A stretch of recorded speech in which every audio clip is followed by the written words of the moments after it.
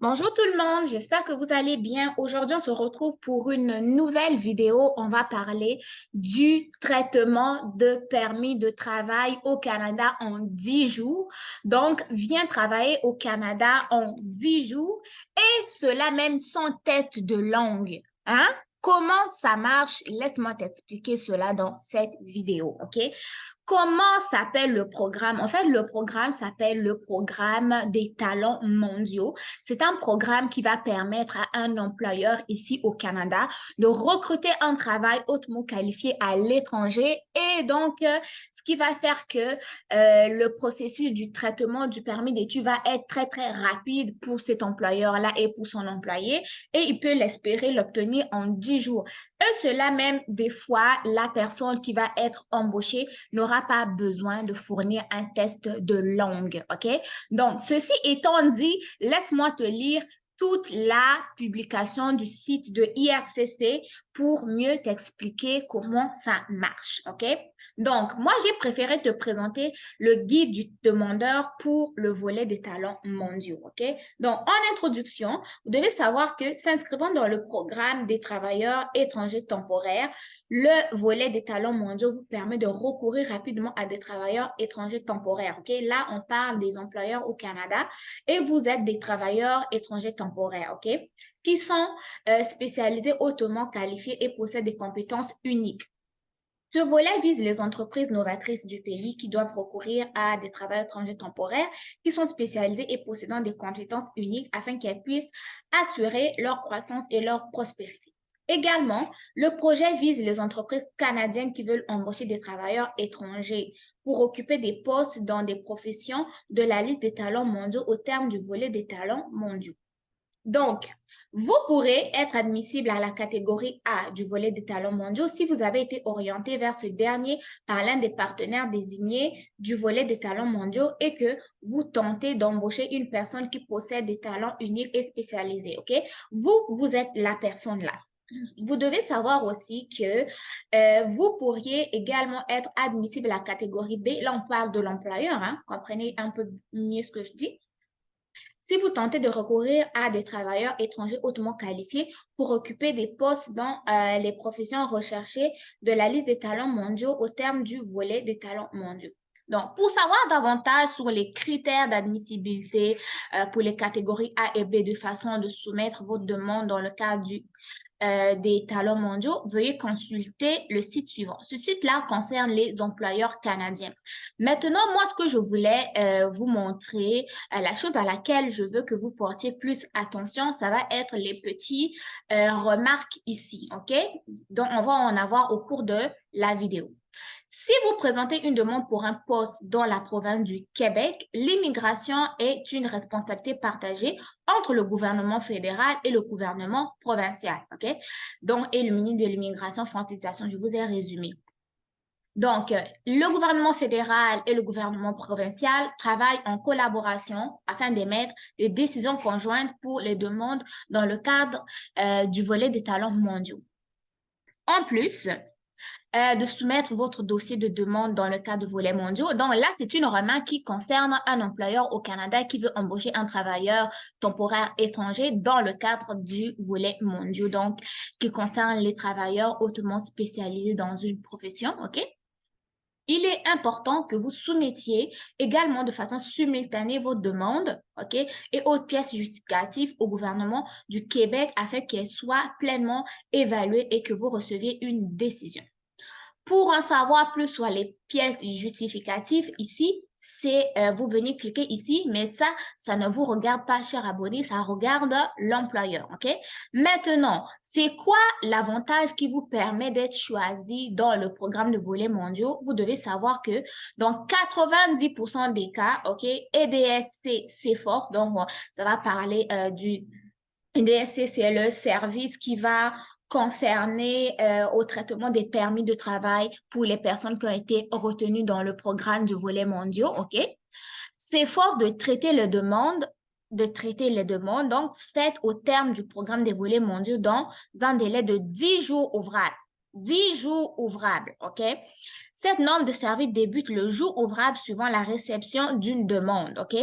Donc, pour réduire les risques de retard, assurez-vous que votre demande du programme de volets mondiaux soit la plus complète possible.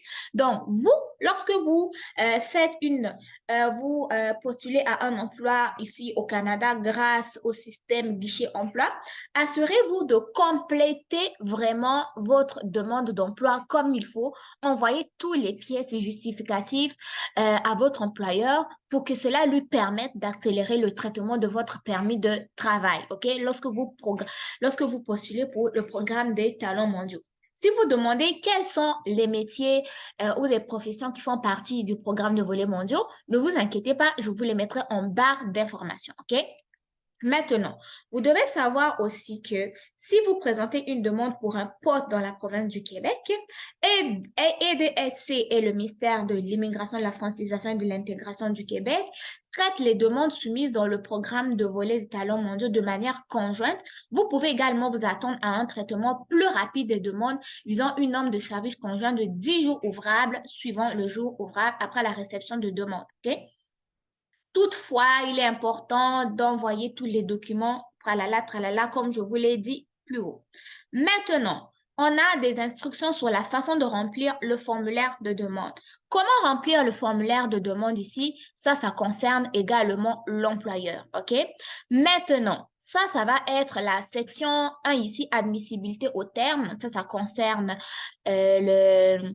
l'employeur.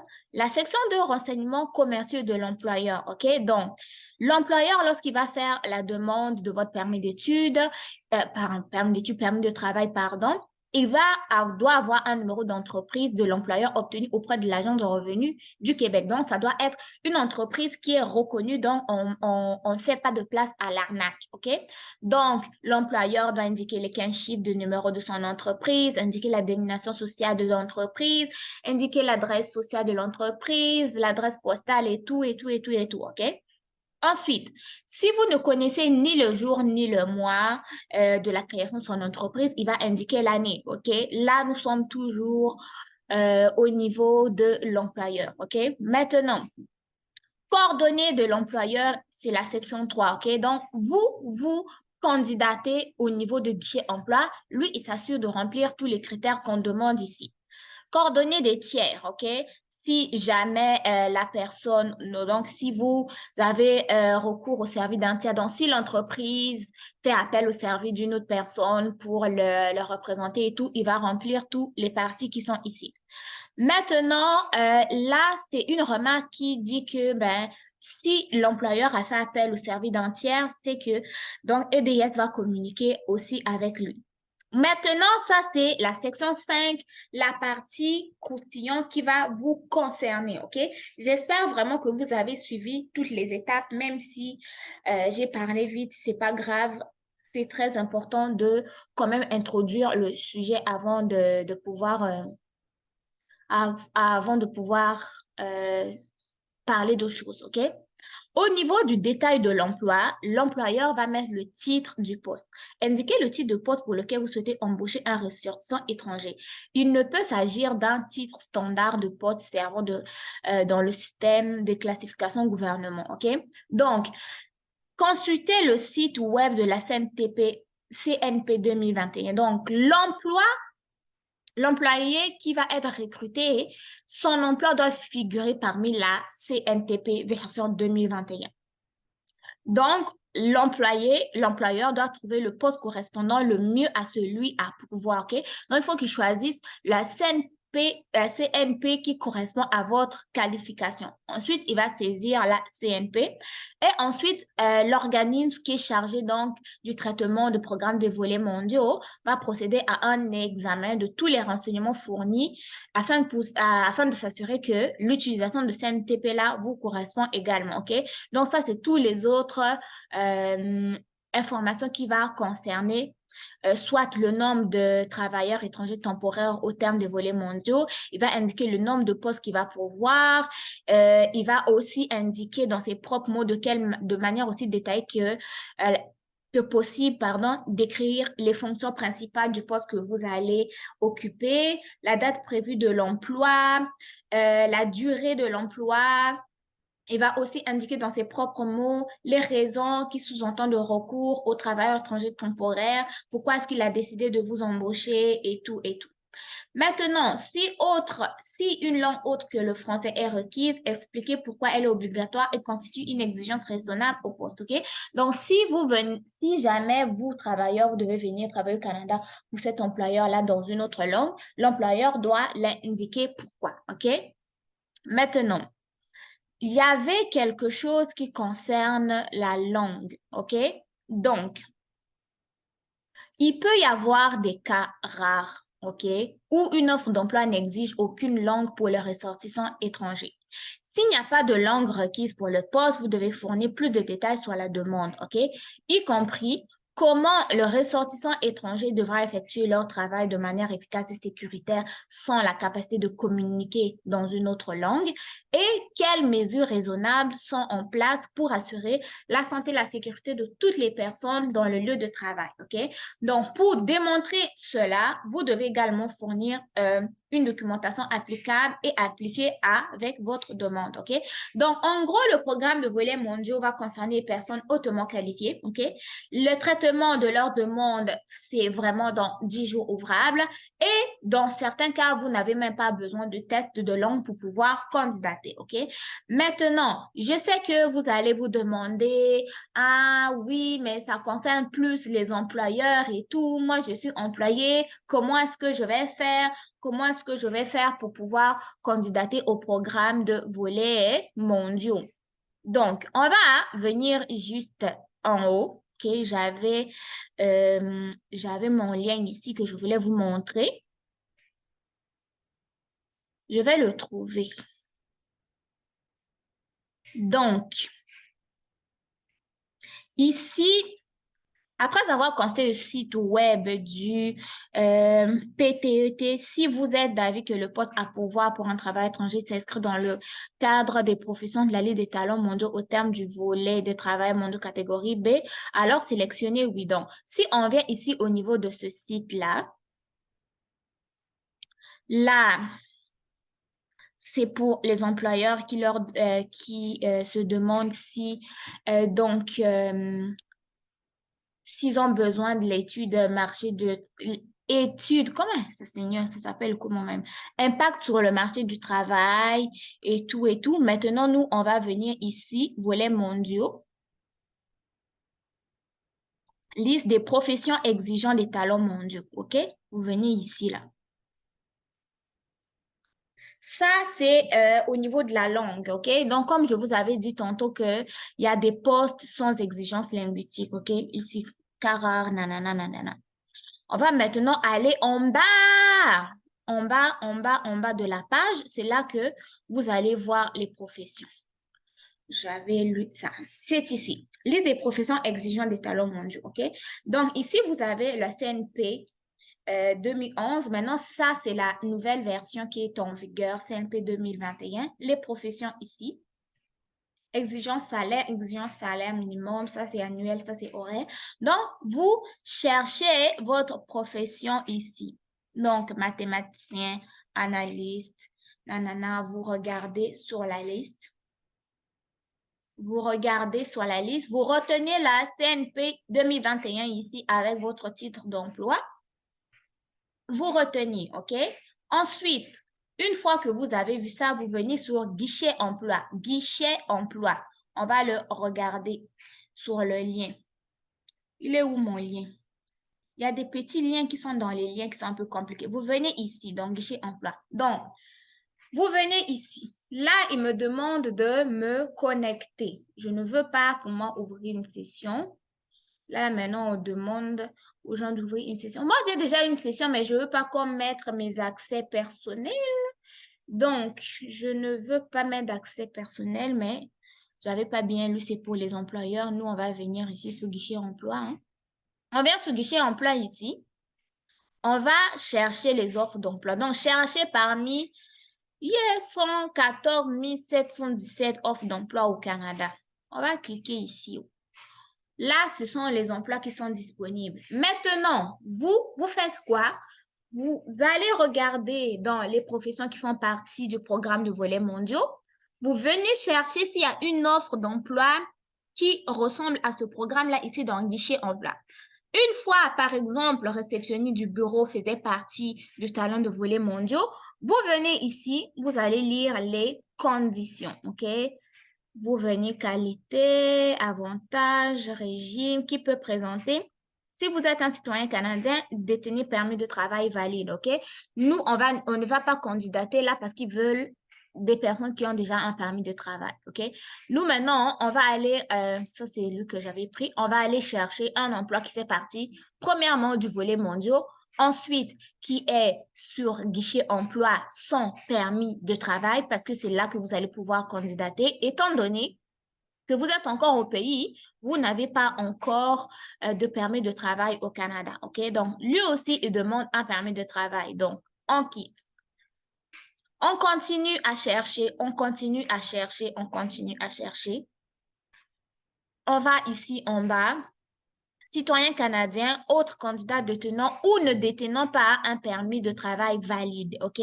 Maintenant, une fois que vous avez vu que votre programme fait partie des talents mondiaux, vous êtes disponible, vous avez une offre d'emploi sur, comment on dit, sur guichet emploi ici, vous venez voir comment postuler. Là, ils vont vous dire que comment postuler, il faut postuler par courriel, OK? Vous avez jusqu'au 29 décembre 2022. Vous venez ici, vous cliquez, ça va ouvrir votre compte Gmail. Vous allez sur objet, vous écrivez demande d'emploi, OK? Après, vous allez soumettre votre CV, OK? Avec tous les renseignements sur votre CV. Si jamais votre emploi est retenu par l'employeur, c'est maintenant là que l'employeur va maintenant soumettre le traitement rapide de votre permis de travail en 10 jours. Et si jamais cet emploi-là n'a pas besoin, pour occuper cet emploi, vous n'avez pas besoin de démontrer votre test de langue, c'est là que vous allez pouvoir obtenir un permis de travail sans test de langue, OK? Vous voyez un peu ce que je veux dire? Donc, par exemple, lui, il n'y avait pas de permis de travail. Là, vous cherchez un autre emploi, mais la condition, c'est que l'emploi fasse vraiment partie dont lui, il exige un permis de travail. OK? Donc, ça, je vous laisse vraiment faire vos devoirs de votre côté. OK? Donc, nous, on retourne ici. OK? Donc, on retourne. Ça, c'est la première page d'accueil. Embaucher un travailleur de talentueux de l'étranger par l'entremise du volet mondial. Donc, les gars, pour résumer, je sais que je vous ai donné beaucoup d'informations, vous êtes sûrement perdus, mais c'est pas grave, OK? Pour résumer, pour pouvoir obtenir un permis de travail en 10 jours, OK? Qu'est-ce que vous devez faire? Vous devez premièrement, OK, s'il vous plaît, premièrement, aller sur le lien que je vous avais montré tantôt, de pouvoir vérifier si votre programme, OK, votre programme, on va aller pas programme, mais votre emploi faisait partie des emplois qui sont recherchés dans comment on dit, dans le programme de volets mondiaux, OK? Ensuite, une fois que c'est fait, attendez, je vais vous retourner, c'était ici. Une fois que votre profession fait partie de ces professions-là, donc, vous allez aller chercher un emploi dans ce sens-là sur guichet emploi, Une fois que vous aurez vu que vous avez un emploi disponible qui ne demande pas de permis de travail, vous candidatez là-dessus, soit par courriel ou vous allez suivre de quelle manière est-ce que l'employeur veut que vous puissiez candidater. Une fois que vous avez candidaté, ça va maintenant être à l'employeur de soumettre les démarches pour le traitement de votre permis de travail en 10 jours. OK? Donc, voilà. Si vous voulez que je fasse une deuxième vidéo là-dessus, s'il vous plaît, n'hésitez pas à me le demander dans les commentaires. Je vais essayer de vous refaire une deuxième vidéo pour ceux qui n'ont pas bien compris, OK? Cependant, je vous laisse pour cette première vidéo, OK? Essayez d'aller consulter un peu le lien. Si vous avez des questions, n'hésitez pas à me les dire dans les commentaires. Je sais que vous avez peut-être pas trop bien saisi, mais je vais vous refaire une deuxième vidéo. Sinon, faites attention à vous, portez-vous bien, n'oubliez pas de liker la vidéo si ça vous a quand même apporté une nouvelle information que vous ignoriez. Moi, je vous dis à très bientôt. Portez-vous bien, on se retrouve pour une prochaine vidéo, ok?